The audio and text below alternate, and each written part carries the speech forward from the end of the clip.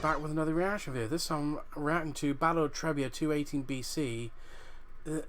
This is the second Punic War, 4th episode in the Hannibal series by History March. Now, if you haven't seen my reaction to the other episodes in this series, I suggest you check them out before checking this one out. So yeah, the usual disclaimer when I react to anything historical, if I don't show so much what's considered a proper reaction, is most likely because it's obvious that I don't know much about the subject at hand, and I'll most likely pause the video and give any input that I know, or ask any curious questions that hopefully will be answered in the comments below. Sorry, I just got distracted by my TV for a second, and sorry about that. So yeah, the link to the original video will be in the description down below. Please go and subscribe to History March and check out their channel. Hopefully support them as best you can. And I've rambled on long enough, so let's get this up on screen and let's get into this. Ooh, hello. This video is supported by our sponsor, The Great Courses Plus. Okay. After the defeat of Ticinus, the Roman Senate looks to save face by blaming Gallic allies for being ineffective. Wow. Taking comfort in the fact that Hannibal has yet to face the vaunted Roman infantry, Longus's arrival in northern Italy restores confidence. Hannibal now faces armies of both Roman consuls.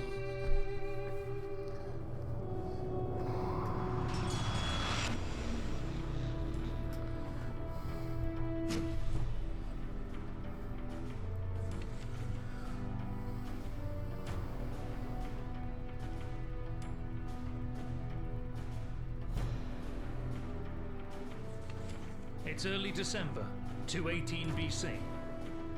Publius Scipio's life still hangs in the balance due to wounds he sustained at Ticinus. But, ironically, his troubles are only just starting. His defeat at Ticinus has major consequences for Rome. It directly caused the garrison at Clastidium to surrender the town's massive grain depot. This strips his army of food reserves and disrupts his supply lines, making any advance into enemy territory a risky venture. At the same time, Hannibal finally replenishes his own reserves, which were dwindling ever since he descended from the Alps, right until the clash at Ticinus just a few days ago. The damage to Roman prestige raises the danger of further defections. Yep. What's worse, Gallic tribes are flocking to join Hannibal, enthused by his ability to defeat the Romans and his softer administrative touch. Scipio has no option but to retreat, realizing he is deep in hostile territory. He marches to Placentia and makes camp across the Po River. I'm glad I pronounced Placentia right in the last video. Pursues and catches up 2 days later. Learning of his arrival, over 2,000 Gauls allied to Rome rise up in the camp and attack Roman soldiers, killing many in their sleep. Before sunrise, they cross the Trebia to join Hannibal, bringing with them the severed heads of slain Romans. Using the Gallic defection as propaganda, Hannibal makes sure to spread the word that Rome's allies are joining him en masse, thereby boosting his popularity among the tribes. Scipio again moves south, not wanting to risk being caught in the open. A day later, he reaches the hills and sets up camp in a strong position, with hills protecting his flanks from cavalry attacks. Then he settles in and waits for reinforcements. By mid-December, the two consuls join forces. Discussing how to confront Hannibal, Scipio argues against taking the field, stressing that Longus's troops lack experience and need additional training, having been raised less than a year ago. Longus disagrees and sets up camp a few kilometers north from Scipio's position. Just as eager to fight as Longus, Hannibal maintains his camp on the flat plain and surveys the potential battlefield west of the Trebia River. Meanwhile, he sends a raiding party to ravage the area along the river, suspecting that Gallic tribes living there, who pledged allegiance to him, are now negotiating with the Romans. Wow. It's unclear if the Gauls intended to betray Hannibal, but with their villages now being raided, some of the tribesmen appeal to the Romans for help. Longus promptly sends 1,000 velites across the river to attack the raiders. With Hannibal's troops scattered across the area and encumbered by plunder, Roman troops start picking off small groups of Carthaginians, quickly routing the raiders. Seeing this, troops on duty outside Hannibal's camp rush to the aid of the retreating raiding party. The fighting is fierce, as both sides want to prove their superiority, but the Roman velites are soon forced into a fighting retreat. The skirmish escalates rapidly, spreading across a large area. More and more troops from each side join in. Pockets of clashes develop as neither side is able to shore up its ranks. It becomes apparent that the chaotic skirmish might turn into a full-scale battle that neither commander will be able to control.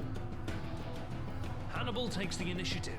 He stops sending more troops into the fray, trying to avoid a battle that he did not plan and could do little to influence. He then audaciously rides out in person and rallies the scattered troops. He pulls them back and arrays them in a line outside the camp. The Romans advance, but Hannibal restrains his men from advancing on the enemy. The Romans too halt their advance, refusing to attack the well-positioned Carthaginians, who can now be supported from the camp with projectiles and fresh troops. The day draws to a close. Hannibal demonstrates his shrewdness by not committing to an uncertain battle, and by restraining his troops, he exhibits what he would become so famous for: his extraordinary ability to exercise control over his army. The Romans retire towards their camp, satisfied at scoring a victory against Hannibal's troops, their morale and confidence partially restored. Longus, who is described by sources as having an aggressive temperament, shows his eagerness to do battle as soon as possible. He won't have to wait long.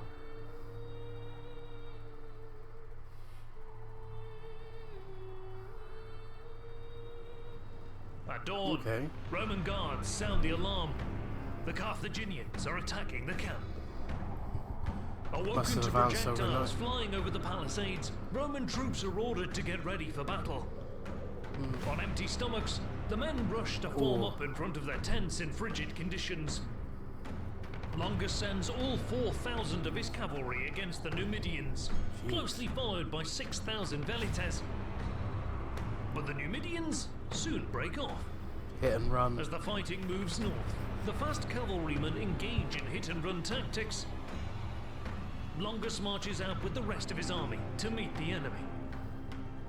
Heavy infantry forms into 3 columns, each some 3.5 kilometers long. They lag behind the cavalry and velites, but make steady progress. Numidians continue to avoid a direct confrontation with the Roman cavalry and velites. Meanwhile, Hannibal gathers his officers to lay out his plans. He offers words of encouragement and orders them to ready the men for battle. Well rested and well fed, Carthaginian troops take to the field. To the east, the skirmish continues. The Numidians find themselves backed against the Trebia. They start crossing the river as they continue to pull back, pursued by the Romans. Arriving with the infantry and eager for battle, Longus orders the army to deploy on the western bank. The 3 columns begin crossing, chest deep in the freezing water. Oh, that's horrible. Meanwhile, Hannibal sends 8,000 infantry forward to support the Numidian retreat and to provide a screen for his own deployment. He then moves his main line about 1 kilometer towards the approaching Romans. Across the field, Longus's army takes several hours to deploy. After fording the cold Trebia, his men are hungry, soaked, and standing in the near that's going to go against temperature. them, definitely. The Roman consul places his velites in the front, forms his veteran infantry in the center, with Gallic and allied infantry And on of course, either the side, Carthaginians have got and the cavalry elephants. on the flanks. Hannibal deploys his infantry in a thin line. Gallic allies in the center, with Spanish and Libyan infantry on either side. Okay. Elephants flank the infantry, while the Numidian and Gallic cavalry is further wide. Around noon, Longus orders his entire line to advance, confident in the clear numerical advantage of his heavy infantry. The Romans advance in good order. The flat plain, free from any obstacles, seems an ideal battleground for Correct me if I'm wrong, but the elephants might be the equal to at least a quarter of Longus's army. their style of warfare. Well, Meanwhile, like the Testudo. Hannibal holds the line, letting the enemy come to him. Skirmishers get into range and begin exchanging projectiles. Wow. With Balearic slingers in their ranks, combining with javelin men, the Carthaginians quickly get the upper hand against the Roman velites, who used up many of their javelins while pursuing the Numidian cavalry earlier in the day. Skirmishers from both sides withdraw through the gaps as the main lines of infantry close in. The heavier, more compact Roman infantry pushes the Carthaginian line back, causing heavy casualties to Hannibal's Gallic infantry in the center. On the flanks, Hannibal orders his cavalry to push forward. Wow. Some of the Roman horses become frightened by Hannibal's elephants, causing disruption within the ranks. But groups of Roman velites, specially trained to deal with Another thing I forgot, the fear aspect of taking on war elephants. I forgot. I just feel like such a moron. I forgot that's a thing that could frighten the horses of the Romans is the elephants, not just their power, strength and power of the elephants. with elephants, mix with the cavalry, and attack the terrifying beasts, wounding and killing many. Okay. Eventually, the Numidians manage to overwhelm and advance against the Roman cavalry. Or they could flank them from the rear if they have But the despite option. Roman flanks being pushed back, the Carthaginian center is crumbling. Veteran legionnaires are hacking through the Gallic infantry. Without any reinforcements available, it seems that Hannibal cannot stop the onslaught. But what the Romans don't know is that while surveying the field on the eve of battle, Hannibal personally picked 2,000 elite troops and positioned them in a dry riverbed, hidden from view. Now, It'll most likely say, but I'm guessing they're going to attack their camp and cut off their retreat, or flank them from the very far from the rear, or try and kill Longus himself. I'm guessing. Just as the Numidians finally rout the Roman cavalry, poised to encircle the enemy. They're all it's one giant flanking. Hard pressed from the front by elephants, Carthaginian infantry and skirmishers. The wings of the Roman infantry buckle as the Numidians attack their rear. Wow. Meanwhile, Hannibal's center collapses as the veteran Roman heavy infantry cuts right through the Carthaginian line, still unaffected by the encirclement thanks to their discipline and organization.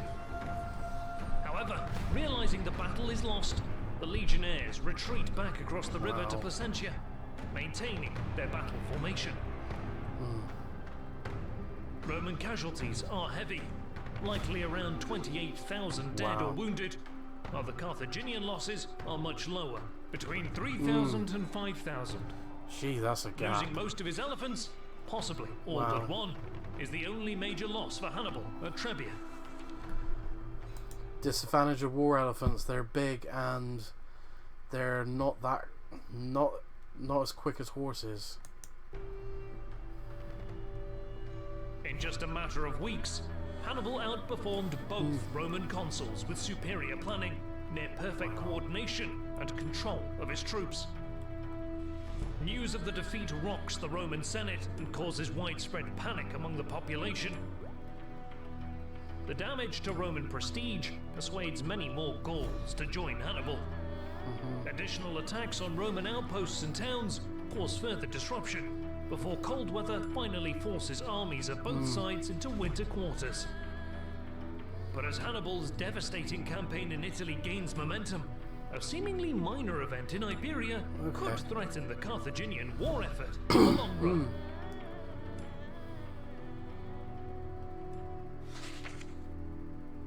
The battles of the Second Punic War belong among the greatest in history, some of which you can see on the Great Courses Plus in the highly detailed Decisive Battles of World History, a 36 lecture course. Great Courses is over 100 history courses to history. Great Courses Plus has a huge library of over 11,000 dynamic video lectures through any web browser or by using the Great Courses Plus, thanks to their great offer of a free trial that they provided to our viewers.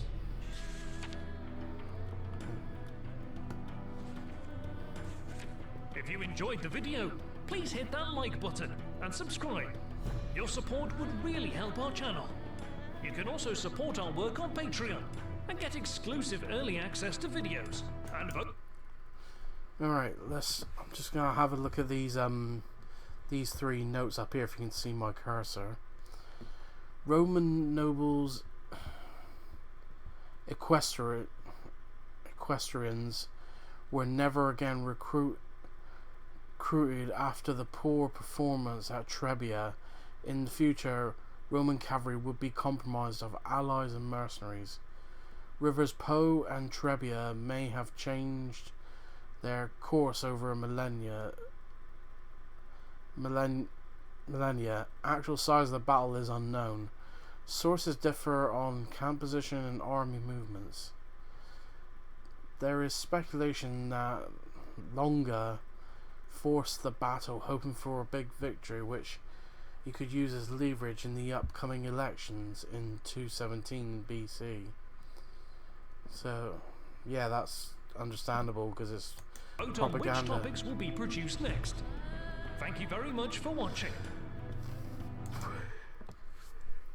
Excuse me. Sorry, it's not because of the video. I'm recording this quite late. It's like half past 1 in the morning here. So anyway, this being another interesting video. If you like this reaction, please like, comment, and subscribe. And I'll see you in the next.